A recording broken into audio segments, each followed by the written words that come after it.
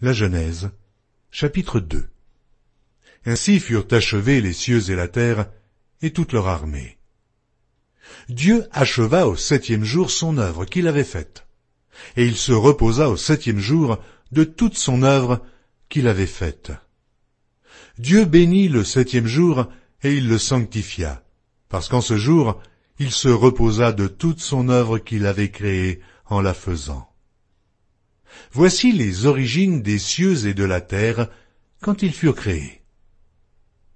Lorsque l'Éternel Dieu fit une terre et des cieux, aucun arbuste des champs n'était encore sur la terre, et aucune herbe des champs ne germait encore, car l'Éternel Dieu n'avait pas fait pleuvoir sur la terre, et il n'y avait point d'homme pour cultiver le sol. Mais une vapeur s'éleva de la terre et arrosa toute la surface du sol. L'Éternel Dieu forma l'homme de la poussière de la terre. Il souffla dans ses narines un souffle de vie, et l'homme devint un être vivant. Puis l'Éternel Dieu planta un jardin en Éden du côté de l'Orient, et il y mit l'homme qu'il avait formé. L'Éternel Dieu fit pousser du sol des arbres de toute espèce, agréables à voir et bons à manger, et l'arbre de la vie au milieu du jardin, et l'arbre de la connaissance du bien et du mal. Un fleuve sortait d'Éden pour arroser le jardin, et de là, il se divisait en 4 bras. Le nom du premier est Pishon. C'est celui qui entoure tout le pays de Havila où se trouve l'or. L'or de ce pays est pur. On y trouve aussi le bdolium et la pierre d'onyx. Le nom du second fleuve est Gihon. C'est celui qui entoure tout le pays de Cush. Le nom du 3e est Hidékel. C'est celui qui coule à l'orient de la Syrie. Le 4e fleuve, c'est l'Euphrate. L'Éternel Dieu prit l'homme et le plaça dans le jardin d'Éden pour le cultiver et pour le garder. L'Éternel Dieu donna cet ordre à l'homme.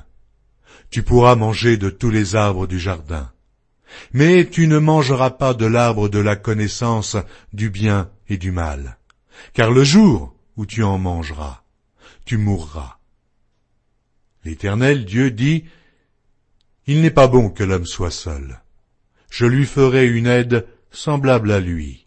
L'Éternel Dieu forma de la terre tous les animaux des champs et tous les oiseaux du ciel, et il les fit venir vers l'homme pour voir comment il les appellerait, et afin que tout être vivant portât le nom que lui donnerait l'homme.